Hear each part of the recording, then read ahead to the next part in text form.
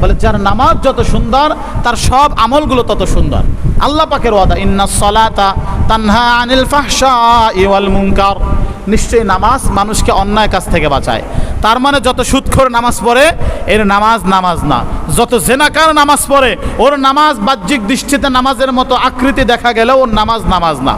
যেই ঘুষখোর, যেই সুদখোর, যেই লম্পট, যেই দুর্নীতিবাজ, যেই টেন্ডারবাজ, চাঁদাবাজ, যারা নামাজও পড়ে, মসজিদে এসে বক্তৃতাও দেয়, ওয়াজের মাঠে এসে সবার কাছে দোয়াও চায়, জনসমর্থনও চায়, আবার নামাজও পড়ে, আবার ওয়াকাজও করে, আল্লাহ বলেন ওর নামাজ নামাজই না। আওয়াজ দিয়ে বলেন ঠিক না বেঠিক?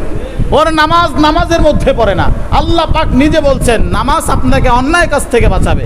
তো একজন নামাজি কিভাবে চাঁদাবাজ হয়? একজন নামাজি কিভাবে টেন্ডারবাজি করে? একজন নামাজি কিভাবে শরাবখোর হয়, নেশাখোর হয়? একজন নামাজি কিভাবে জালেম হয়? বলে নামাজ আপনার ঠিক হয়েছে, পুরা 3.5 হাত বডি ঠিক হয়ে যাবে।